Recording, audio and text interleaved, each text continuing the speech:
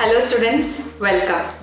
ಈ ಪಾಠದಲ್ಲಿ ನೀವು ಆಕ್ಸಿ ಅಸೆಟಲೈನ್ ವೆಲ್ಡಿಂಗ್ ಪ್ರಾಸೆಸ್ ಬಳಸಿಕೊಂಡು ಫ್ಲಾಟ್ ಪೊಸಿಷನ್ನಲ್ಲಿ MS ಪ್ಲೇಟ್ನಲ್ಲಿ ಸ್ಟ್ರೇಟ್ ಲೈನ್ ಬೀಡ್ ಡೆಪಾಸಿಟ್ ಮಾಡುವ ಬಗ್ಗೆ ಕಲಿಯಲಿದ್ದೀರಿ. ಉದ್ದೇಶ: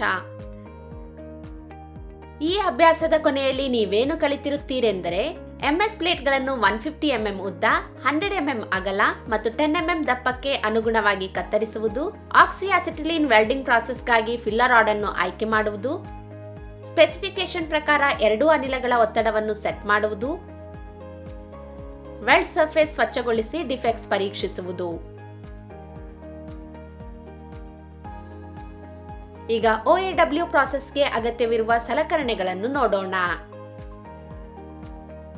ಸ್ಟೀಲ್ ರೂಲರ್, ಸೆಂಟರ್ ಪಂಚ್ ಅಥವಾ dot punch, ball pin hammer, angle grinder, half round file, bench wise, try square, chipping hammer, steel wire brush, safety clothing, gloves, PPE kit, nozzle number 5, CCMS filler rod 3 mm, OAW setup, cylinder key, tip cleaner, spark lighter, gas welding goggles.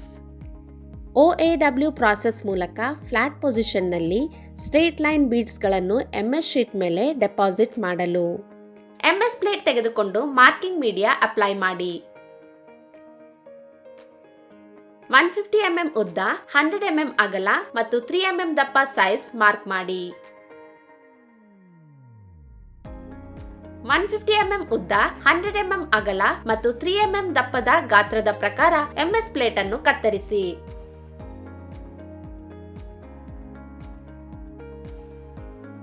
MS sheet ಅನ್ನು ಮೇಜಿನ ಮೇಲೆ ಇರಿಸಿ ಮತ್ತು ruler ಬಳಸಿ ಸರಳ ರೇಖೆಗಳನ್ನು ಬರೆಯಿರಿ.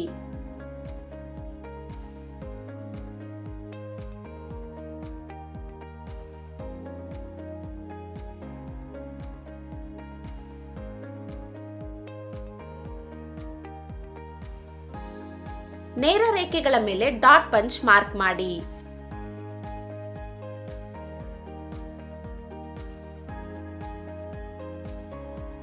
Oil ಅಥವಾ ತುಕ್ಕು ಇದ್ದರೆ ಶೀಟ್ನ ಸರ್ಫೇಸ್ ಸ್ವಚ್ಛಗೊಳಿಸಿ. ನಂಬರ್ 5 ಗಾತ್ರದ ನಾಜಲ್ ಆಯ್ಕೆ ಮಾಡಿ ಮತ್ತು ಅದನ್ನು ಬ್ಲೋ ಪೈಪ್ಗೆ ಫಿಕ್ಸ್ ಮಾಡಿ.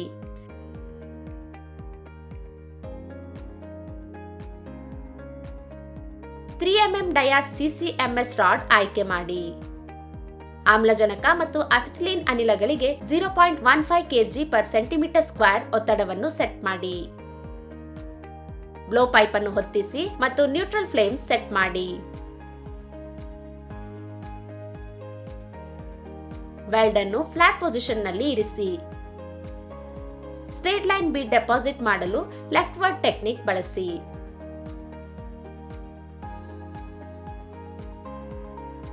ನಾವೀಗ OAW ಪ್ರಾಸೆಸ್ ಮೂಲಕ ಫ್ಲಾಟ್ ಪೊಸಿಷನ್ನಲ್ಲಿ MS ಪ್ಲೇಟ್ ಮೇಲೆ ಸ್ಟ್ರೇಟ್ ಲೈನ್ ಬೀಡ್ಸ್ಗಳನ್ನು ಡೆಪಾಸಿಟ್ ಮಾಡಲು ಬೇಕಾದ ವೆಲ್ಡಿಂಗ್ ಪ್ರಾಸೆಸ್ ಅನ್ನು ನೋಡೋಣ.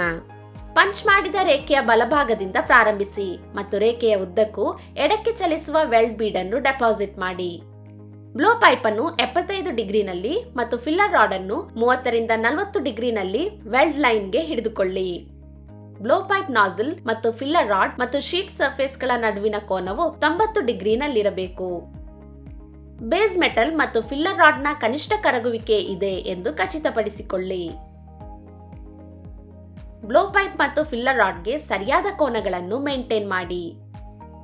ಬ್ಲೋ ಪೈಪ್ ಮತ್ತು ಫಿಲ್ಲರ್ ರಾಡ್ ಅನ್ನು ಯಾವುದೇ ಸೈಡ್ ಟು ಸೈಡ್ ಮೂವ್ಮೆಂಟ್ಸ್ಗಳಿಲ್ಲದೆ ಸರಿಸಿ. ಎಡ ದಿಕ್ಕಿನಲ್ಲಿ ಏಕರೂಪದ ವೇಗದಲ್ಲಿ ಗುರುತಿಸಲಾದ ರೇಖೆಯ ಉದ್ದಕ್ಕೂ ಸರಿಸಿ. ಬ್ಯಾಕ್ ಫೈರ್ ಅನ್ನು ತಪ್ಪಿಸಲು ಕರಗಿದ ಲೋಹದೊಂದಿಗೆ ಜ್ವಾಲೆಯ ಇನ್ನರ್ ಕೋನ್ ಸಂಪರ್ಕಕ್ಕೆ ಬರಲು ಅನುಮತಿಸಬೇಡಿ. ರೇಖೆಯ ಮೇಲಿನ ತುದಿಯವರೆಗೆ ವೆಲ್ಡ್ ಬೀಡ್ ಡೆಪಾಸಿಟ್ ಮಾಡುವುದನ್ನು ಪೂರ್ಣಗೊಳಿಸಿ ಮತ್ತು ಕ್ರಾಟರ್ ಫಿಲ್ ಮಾಡಲು ಮರೆಯಬೇಡಿ. ಬ್ಲೋ ಪೈಪ್ ಮತ್ತು ಫಿಲ್ಲರ್ ರಾಡ್ನ ಸರಿಯಾದ ಮ್ಯಾನಿಪ್ಯುಲೇಷನ್ ಮೂಲಕ ಅಂಡರ್ಕಟ್ ಡಿಫೆಕ್ಟ್ಸ್ ಗಳನ್ನು ತಪ್ಪಿಸಲು ಖಚಿತಪಡಿಸಿಕೊಳ್ಳಿ. ಬೀಡ್ ಅನ್ನು ಸ್ವಚ್ಛಗೊಳಿಸಿ ಮತ್ತು ಯಾವುದೇ ಸರ್ಫೇಸ್ ಅಥವಾ ಎಕ್ಸ್ಟರ್ನಲ್ ಡಿಫೆಕ್ಟ್ಸ್ ಇದೆಯೇ ಎಂದು ನೇರವಾಗಿ ಪರೀಕ್ಷಿಸಿ.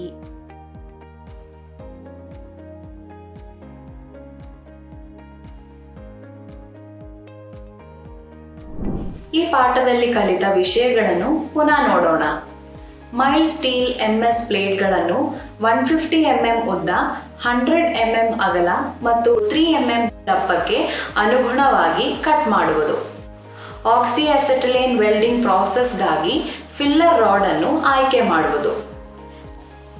ಸ್ಪೆಸಿಫಿಕೇಶನ್ ಪ್ರಕಾರ 2 ಅನಿಲಗಳ ಪ್ರೆಷರ್ ಸೆಟ್ ಮಾಡುವುದು.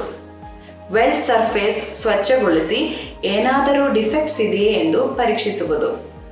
Thank you students. ಮುಂದಿನ ಸೆಷನ್ ಅಲ್ಲಿ ಭೇಟಿಯಾಗೋಣ. ಬಾಯ್.